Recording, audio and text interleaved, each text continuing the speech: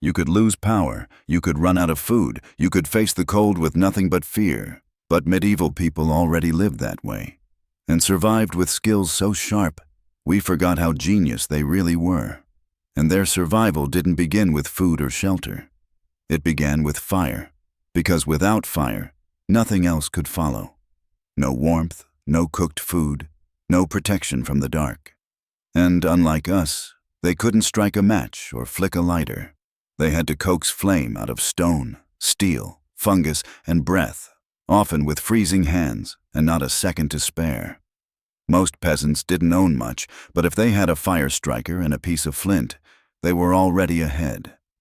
A good spark required the right touch, sharp, fast, clean. Sparks danced briefly in the cold air, and if one caught the right tinder, it lived a second longer. That second could become a flame, or it could vanish with the wind. But stone and steel weren't enough. The spark needed a cradle. That's where nature stepped in. Amadou, a strange, soft fungus growing on the sides of dying birch trees, was dried, boiled in ash water, and beaten into something that looked like felt and smelled faintly of smoke. Tucked against the spark, it would smolder instead of burn, giving the peasant just enough time to lean down, blow gently, and feed it with shredded straw, dried moss, or flax tow from a spinning basket. And all this had to happen before fingers froze or dusk swallowed the last of the light. They didn't light fires because it was cozy. They lit them because without it, nothing else survived. Chickens froze in coops. Stew turned to ice. Fingers went black. The fire in the hearth was the heartbeat of the home, and when it went out, so did everything else.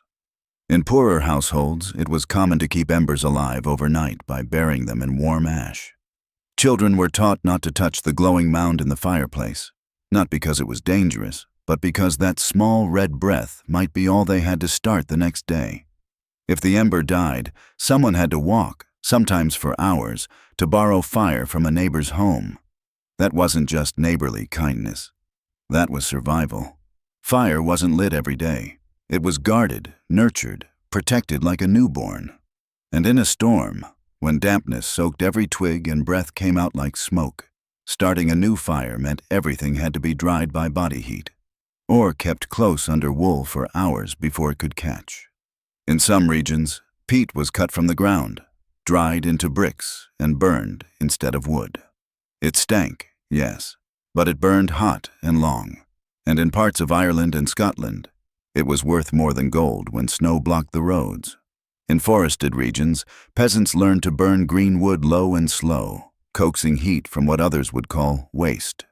And sometimes they burned what no one wanted to touch, dried cow dung, shaped into discs, left under the sun for weeks. That wasn't desperate. That was smart. They didn't waste anything, not even smoke.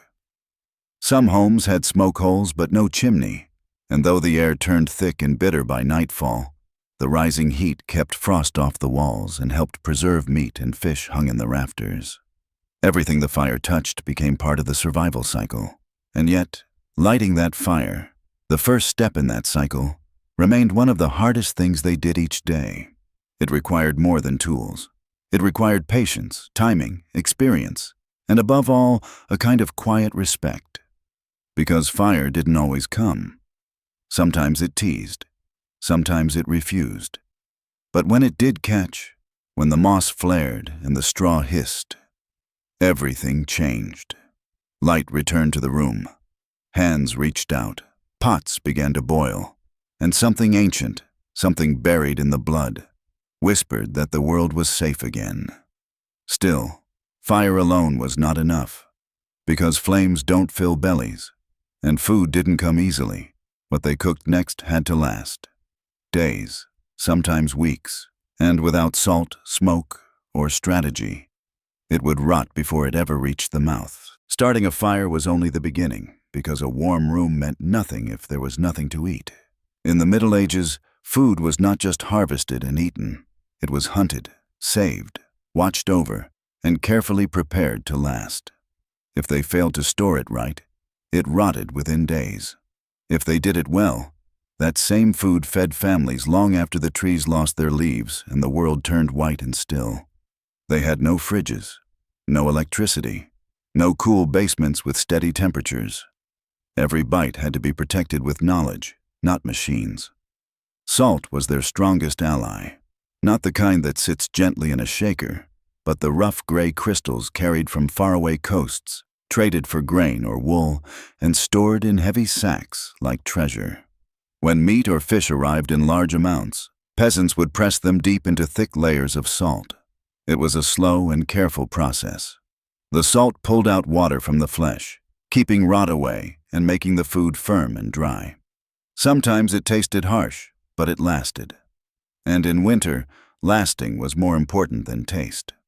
Not everyone had enough salt, so they used fire in a different way. Smoke from the hearth wasn't just for warmth. It curled up into the rafters and dried whatever hung above it. Strips of pork, whole fish, even long sausages filled with blood and oats. As smoke rose day after day, it hardened the outside of the meat, chased away flies, and added a sharp smell that meant safety. A smoky taste was not always welcome, but it reminded people of winter nights when food ran thin and anything preserved was better than nothing at all. Fruits and vegetables needed their own tricks. During the last warm days of summer, women cut apples and plums into thin slices and laid them on wood or flat stones in the sun. For hours they turned them by hand, checking for bugs or signs of mold. As the water dried out, the fruit shrank and darkened. What started as a heavy basket became a few handfuls of chewy, sweet slices. These were stored in sacks or jars and brought out when snow covered the fields and no tree offered anything fresh. But some foods didn't just dry, they changed. Cabbage, for example, was chopped and mixed with salt, then packed tightly into barrels and pressed down with stones. Over days, it began to bubble and release strong smells. That scared the children at first. But the parents smiled. It meant the food was alive in a new way. It meant the cabbage was turning into something sharp and sour that could last for months. This sour cabbage gave people strength in the dead of winter. It helped them stay healthy when nothing green could grow. Peasants didn't know why it worked. They didn't need to. They only knew that the families who ate sour foods in winter were often the ones who stayed on their feet when others grew weak. These lessons were passed on by watching hands, not reading books. A child might not know the reason behind the smell, but they knew when it was right and when it had gone wrong. They learned it by tasting, by seeing, by remembering which barrels spoiled and which ones saved their supper. They dried beans on cloth in the sun until the pods cracked open and the beans inside knocked together like stones. They stored grains in wooden bins and sometimes sealed them with fine ash to keep bugs away. Onions and garlic were braided into long ropes and hung from beams, safe from damp floors and chewing mice. Even butter had its method. It was packed into clay pots and topped with thick layers of salt, then buried in the coolest part of the earth where it stayed firm and usable for weeks. Eggs could be stored too. They were placed in jars of ash or soaked in water mixed with lime powder. Their shells grew tougher, and though the taste changed, they could be used long after the hens stopped laying. Nothing was thrown away. Bones were boiled for days to make broth. Fat was melted and stored in jars for frying or making candles. Even blood was used, baked into thick loaves mixed with grain or shaped into sausages. Food had to serve many purposes. It had to give strength, travel well, and never go to waste. But even with full shelves and clever hands, the land could still fail. A single storm could destroy the grain. A long frost could ruin the root vegetables. And that's when the forests and fields, the wild places, became the last hope. Foraging was not a pastime. It was a quiet, risky game of memory and trust in what the land had to offer and what it could take away. Even when their gardens were full and their jars well packed, peasants knew the land could change quickly. A cold snap in late spring, a sudden storm during harvest, or a sickness that spread through the grain. Any of these could undo months of work. When that happened, survival turned to the woods, to the hills, and to the quiet places beyond the fences. The forest became not a place of fear, but of hope, if you knew what to look for, and if you had not forgotten what your mother taught you. Foraging was not guesswork. It was knowledge built from pain, passed in whispers and gestures, learned through mistakes no one could afford to repeat. A wrong route could bring hours of sickness. A single berry could end a life before sunset. But a handful of the right leaves, a cluster of edible mushrooms, a patch of wild sorrel or chickweed, those could stretch a stew or fill an empty bowl just long enough to reach the next safe meal. Spring brought green shoots that poked through snow-softened soil, and those early weeds were often the first taste of fresh life after winter's hard grip. Nettles, painful to touch but rich in strength, were boiled into thick green broth that steamed in wooden bowls. Dandelion leaves, bitter but welcome, were chopped with vinegar or mashed into spreads. Peasants watched the birds, sniffed the stems, tasted only when the plant passed every silent test they had learned as children. By summer, the land offered more, but so did the danger. Berries ripened on every hedge and branch, but not all of them were safe. Some turned the lips numb. Others left no sign of harm until the body folded in on itself later that night. So they trusted what had always worked: elderberries when black, never green; raspberries with their soft hairs; gooseberries with their sour bite. They picked slowly, tasted rarely, and always carried the stories of who had eaten wrong and did not wake. Mushrooms were a world of their own, quiet, hidden, and cruel, to those who took them lightly. In some places, gathering them was a skill passed only within families. The safe ones smelled earthy, broke with a soft snap, grew in clusters on certain trees. The deadly ones looked almost the same, but carried death under their gills or in their stems. A mother might teach her child which mushrooms smelled like bread and which ones made your mouth feel dry even before tasting.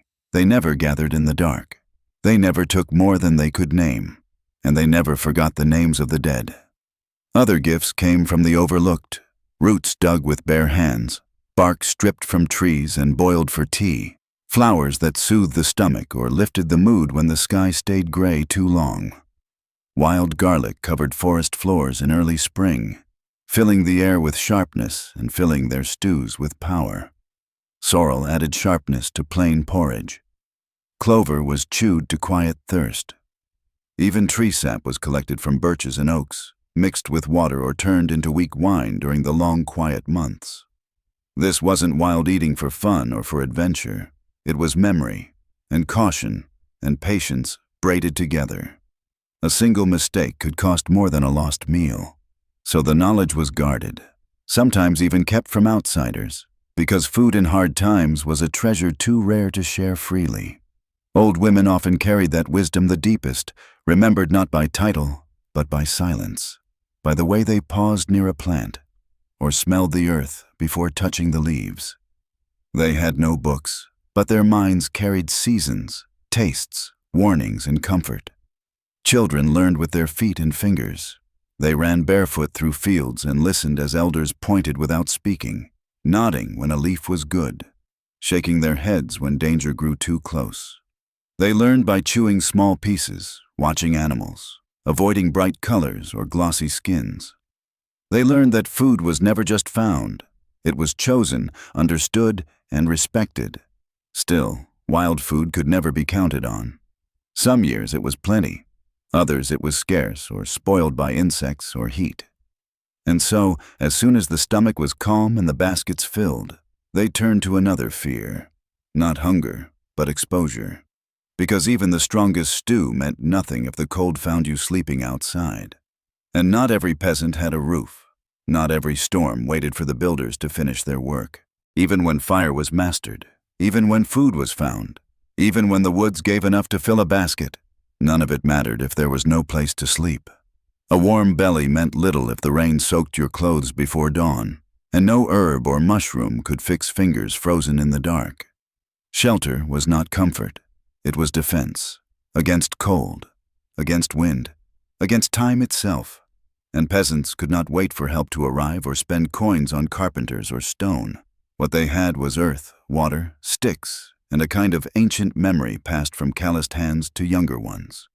There were no blueprints, no iron nails, no bricks cut to shape. Every home began the same way, with eyes reading the land. The right place meant everything. Too high and the wind would tear the roof apart. Too low and water would soak the ground until it swallowed every corner. They looked for gentle rises, watched how rain moved across grass, followed where animals slept and where moss grew thick. They needed sun in the morning, shade in the heat, and protection from storms that rolled in without warning. Once the place was chosen, the body began to work. A wooden frame was the skeleton, made not from perfect boards, but from branches, saplings, and trunks bent to shape by fire or axe.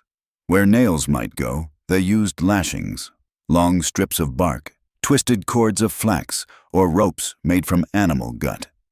Each joint held tight not by force, but by knowledge of pressure and angle, passed down through countless winters.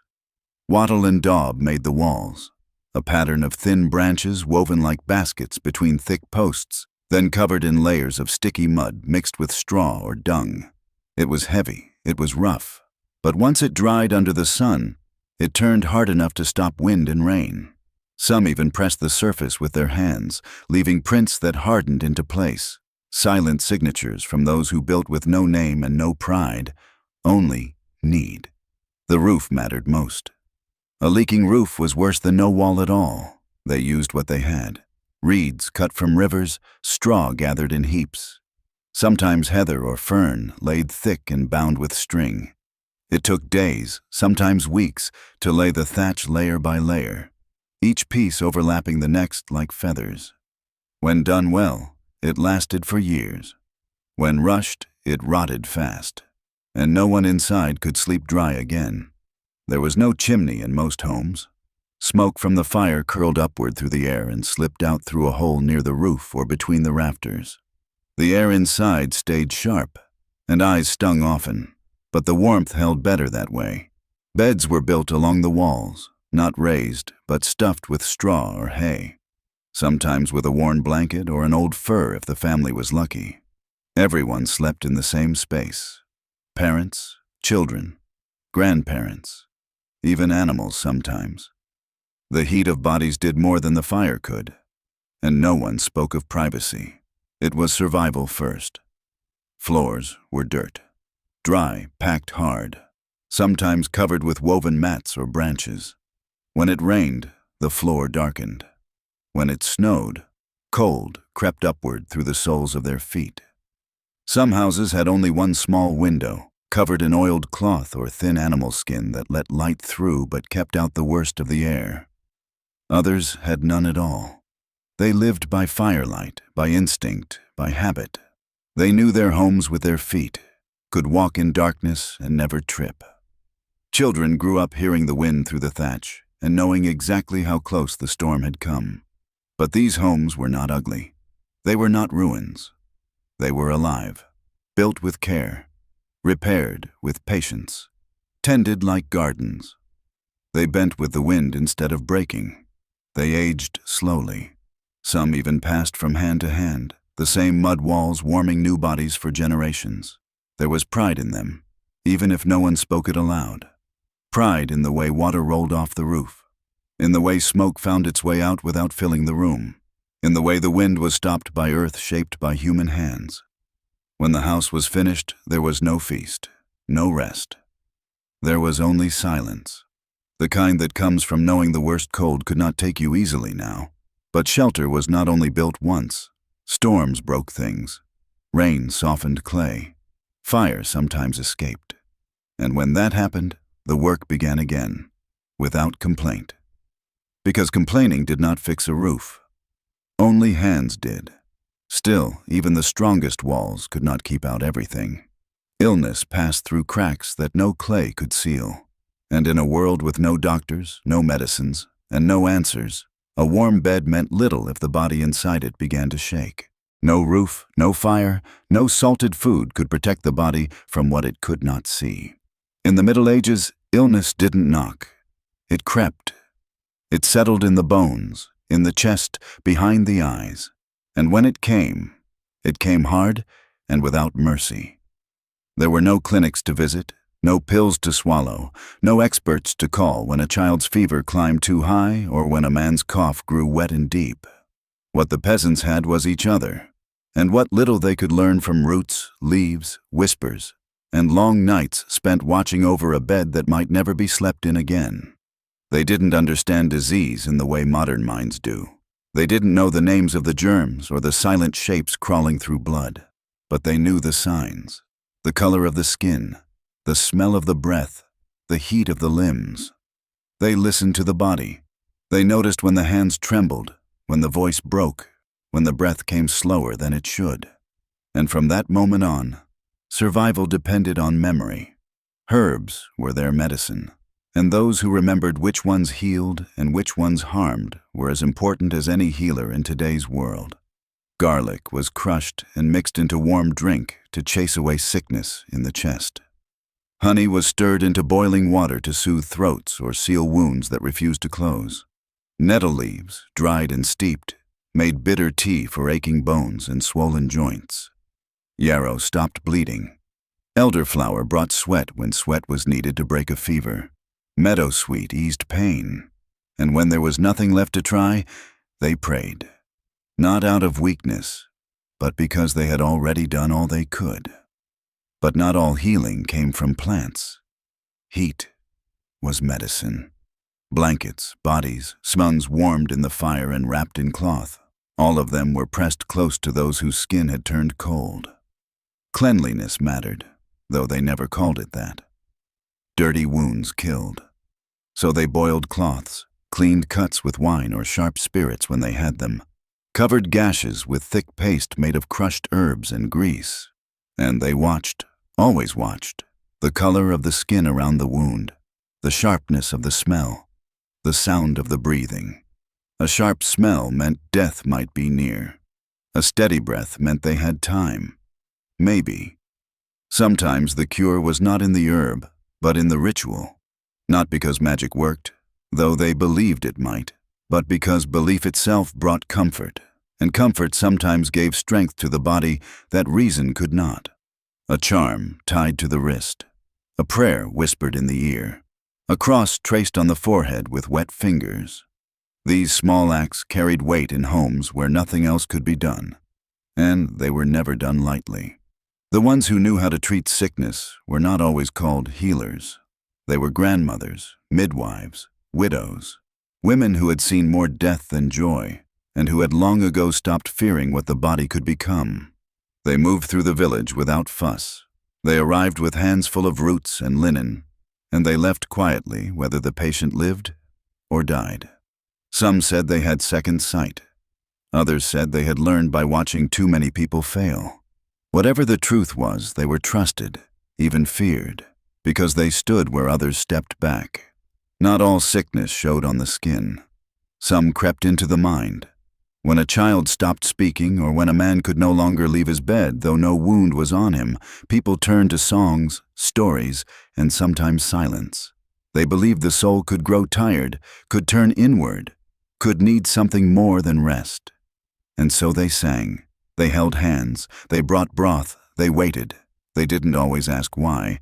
They only hoped it would pass. And when it didn't, when the fever rose too fast, or the blood refused to clot, or the breathing turned to rattling, they prepared the body, not with fear, but with old grace. The hands were folded. The eyes were closed. A candle was lit. And in that moment, no one spoke of what might have saved them. They only spoke of who they had been, and of how long they had fought before the end came. Still, illness was not always death. Sometimes the teas worked. Sometimes the heat stayed in the body long enough for the cough to loosen, for the wound to close, for the eyes to clear.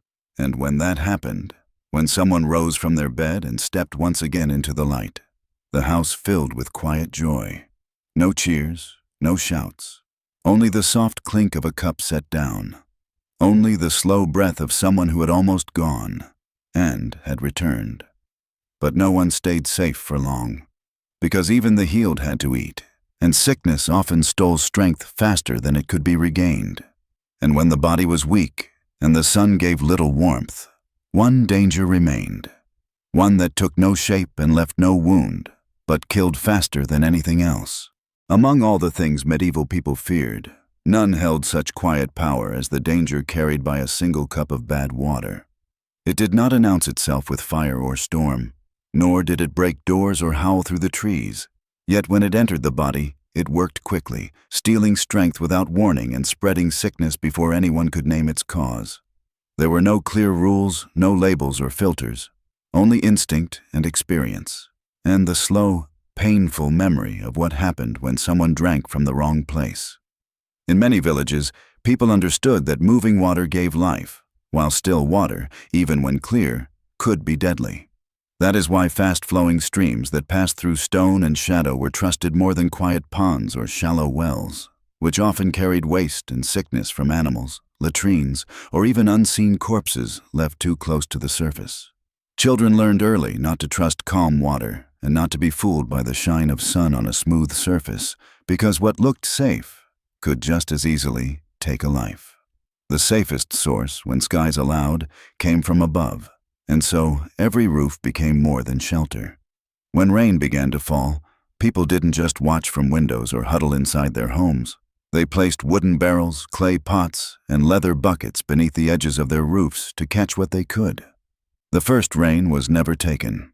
It washed away dust, dirt, bird droppings, and soot collected in the thatch.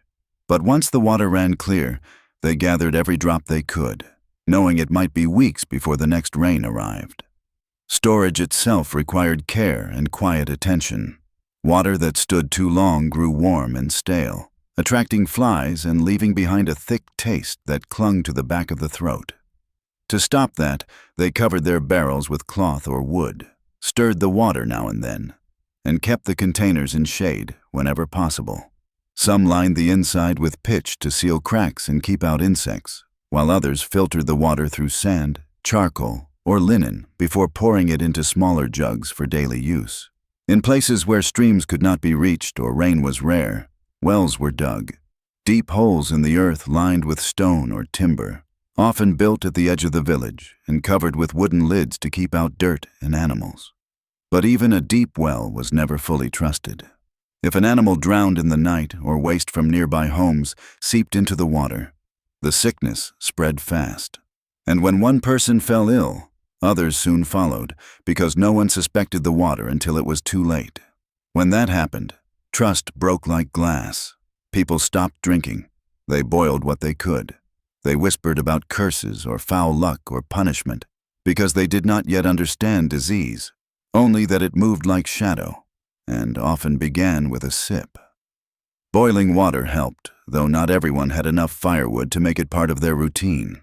Still, when the fever rose and the smell turned strange, they would boil for hours, letting the steam fill the room while someone watched over the pot without blinking. Some communities had other ways. In marshlands, they dug channels through thick clay, letting cleaner surface water collect in slow-moving ditches away from the mud. Others collected morning dew by laying cloth over stone and wringing it out, drop by drop, into jars. A slow and desperate task for the driest weeks of the year. Snow, when it came, was not taken straight from the ground. The first layer was scraped away. The cleanest part was melted in pots and tasted only after it had cooled beside the fire. Flavoring water was another trick used not for taste, but for safety.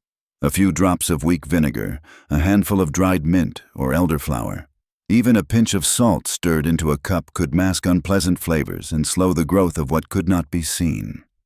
What kept families alive was not just caution, but constant practice, the quiet repetition of old habits, the watching of surfaces, the careful tasting, the passing of jugs from hand to hand without haste. Nothing was done by accident. Children watched and learned without needing to ask why.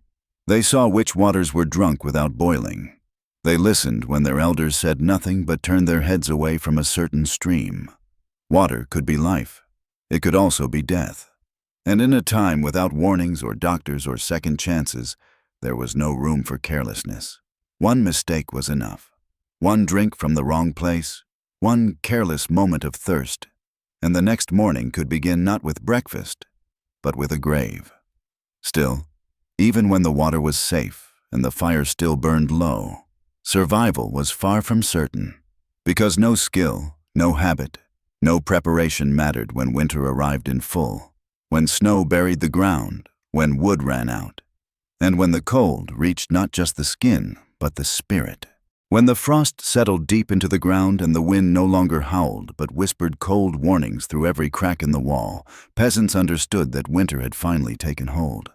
It did not arrive all at once, but rather crept in silently day by day, until the air no longer moved, until the trees stopped singing, and until the soil had frozen so hard that even the strongest blade could not break it. This was not a season to be endured with comfort or ease. It was a test of every preparation made, every habit passed down, and every memory of how to survive when warmth was not just a comfort, but a weapon against death. Long before the first flakes fell, they had already gathered firewood in stacks taller than a man, dried dung in careful discs, and stored straw beneath the roof beams not just for animals, but for themselves. Wood was life. Every branch burned too quickly, and no one ever felt they had enough. Forests were far, axes were few, and gathering fuel in the cold was dangerous, slow, and sometimes fatal. The smartest families collected not just logs, but anything that could burn: broken baskets, dry weeds, even old tools too damaged to repair. Inside their homes, the battle continued every hour of every day. Fires were never allowed to go out. Embers were buried in ash at night, covered gently to keep their warmth until morning. If the fire died, someone had to rise early and start it again with shaking hands before the cold reached the bones too deeply to undo its grip. Children were taught not to waste heat, not to open doors without need, not to cry out unless it mattered, because every breath chilled the air and every draft could steal the warmth they fought so hard to keep. The walls themselves were built to bend and not to break. Packed with mud and straw, they held back some of the wind, but never all of it. Thatched roofs sagged under snow and dripped if not cared for, so people climbed into the rafters to patch holes even while their fingers went numb. There were no chimneys in most homes. Smoke rose freely through gaps in the roof, and the air inside turned thick and dark. But that smoke warmed the space, clung to clothes, and softened the cold just enough to let sleep come, if only for a few hours at a time. They slept in groups, not because they wanted to, but because they had to. Entire families lay pressed together on beds of hay and straw, wrapped in every scrap of wool or skin they owned, sometimes with animals curled beside them. Pigs, goats, and even chickens shared the warmth. The smell was sharp. The room was loud with breathing and coughing and the crackle of fire. But that closeness was what kept them alive. A single body lost too much heat on its own, but 3 bodies together could keep each other breathing through the blackest nights of the year. Food became more than fuel. It became heat.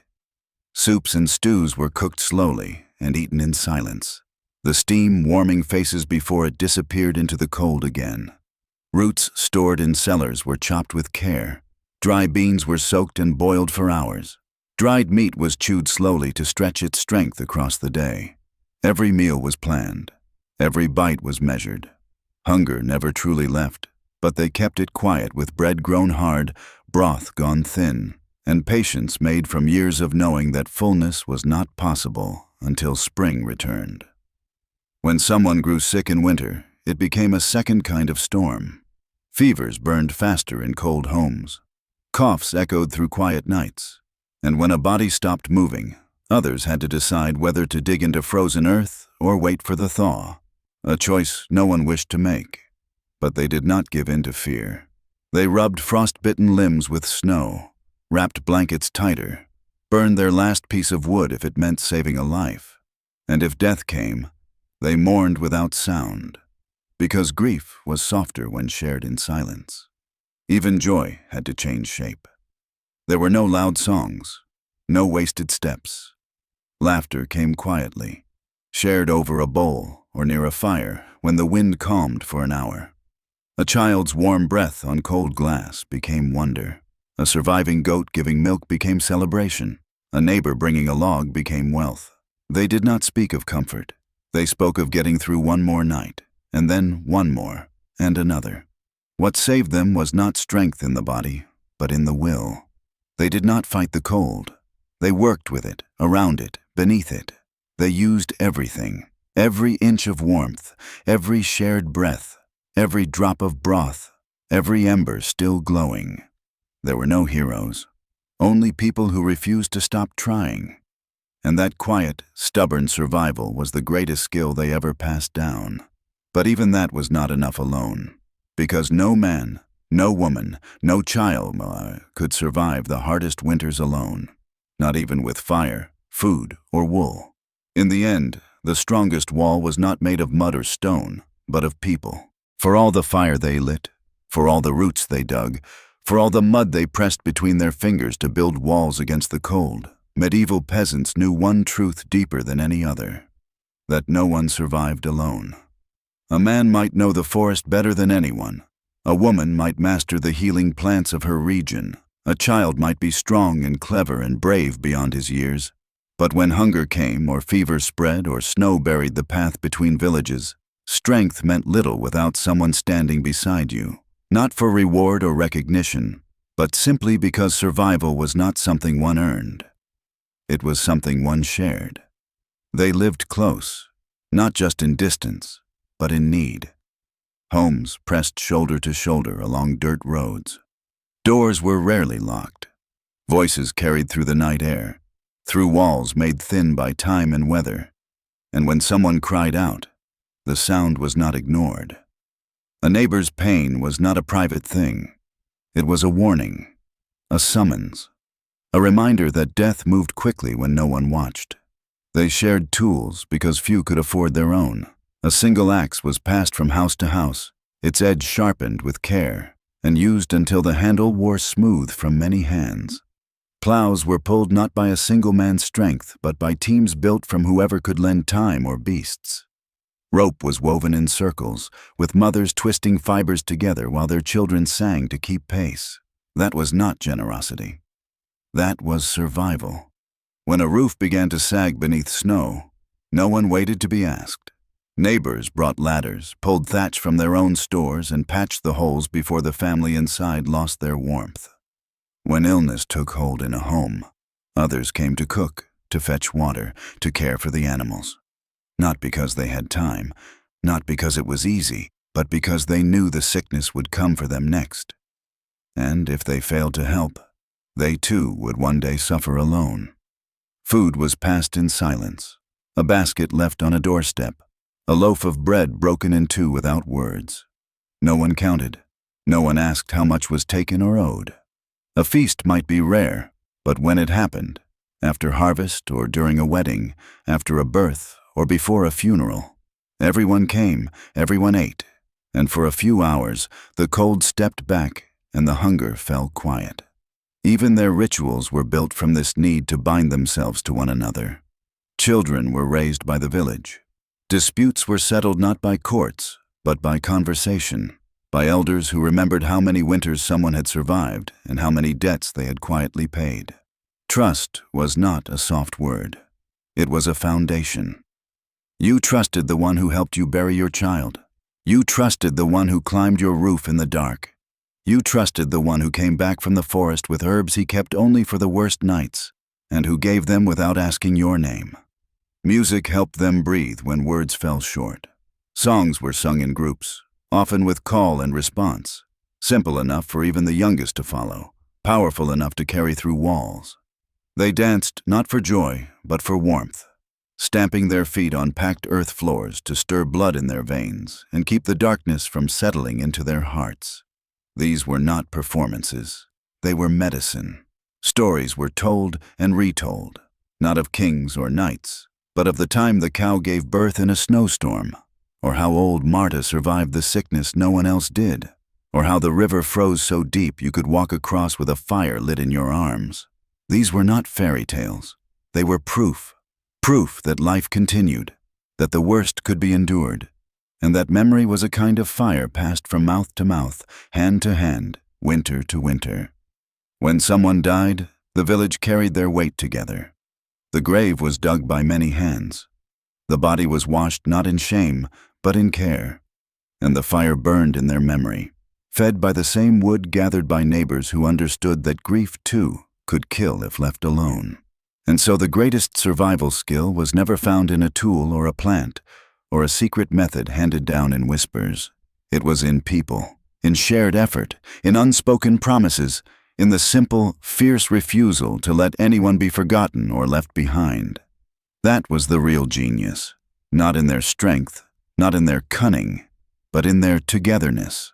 A fire might go out, a roof might fall, a winter might last too long, but as long as someone knocked at the door, as long as someone answered, as long as one hand reached out to pull another to their feet, they would survive. Because no skill matters more than this, to hold each other through what no one could endure alone. And in the end, that was what truly kept them alive. The peasants of the Middle Ages left no monuments. They carved no names into stone and wrote no books for the future to remember. Their lives passed without noise, without glory, without celebration, and yet they carried in their hands a knowledge so deep and so honest that it still whispers through the soil, the smoke, the wind, and the quiet work of survival. It was not brilliance in the way we understand it today, not invention, not progress, not ambition. It was something older and harder. It was the genius of endurance. They lit fires with wet hands and dull stone, and they didn't give up when the first spark failed.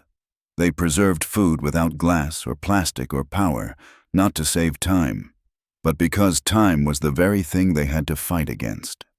They ate from forests that could kill them if they misstepped by even one leaf. They built walls from earth, and those walls stood against the wind for years. They healed sickness with roots and heat and patience.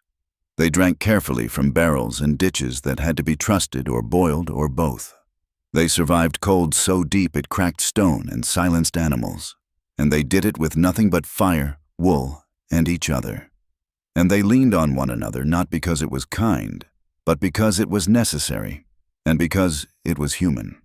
These 8 survival skills weren't rare. They were common. They were part of daily life. Everyone knew them. Everyone had to. And that's what makes their loss feel so strange now. Because we no longer remember how to do what they considered basic. We do not know how to build without tools. We cannot find water without maps. We don't even know how to tell which plants feed and which ones kill.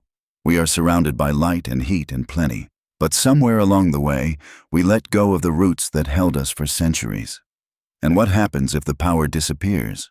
What happens if the shelves stay empty? What happens if the tap runs dry, or the fire doesn't come on, or the road is cut off? Will we remember how to light a fire without flame? Will we know how to store food without cold? Will we survive one long night in a house where silence is louder than fear? The answer might lie not in looking forward, but in looking back. Not to copy their pain or worship their struggle, but to understand what they knew. That survival was not a luxury, not a game, not a weekend experiment. It was the shape of every breath they took. It was the reason they woke up each morning, and the reason they taught their children to watch, to remember, to try again when things failed. They lived without safety nets, without guarantees, without systems built to catch them if they fell. And still, they found ways to make it through, not just one year, but hundreds of years, through plagues and famine and war and cold that split the sky. We forget them too easily. We picture them as shadows, as weak, as dirty, as dumb. But there was nothing stupid about feeding a family with no money, nothing weak about carrying water through snow for a mile before cooking, nothing dirty about wearing the same wool for weeks if it meant you stayed alive. What they had was not clean. It was not easy, but it was real. Maybe we will never need to live like they did. Maybe the power will never go out. Maybe the world will never ask us to return to roots and wood and stone. But if it does, if even for one day, will we know what to do? If you enjoyed this story, trust me, the next ones will be even more powerful. You're about to hear things no one else is telling. Subscribe to our channel so you don't miss what's coming. If this video moved you, leave a like and drop a comment. And most importantly, share it with someone you care about. See you in the next video.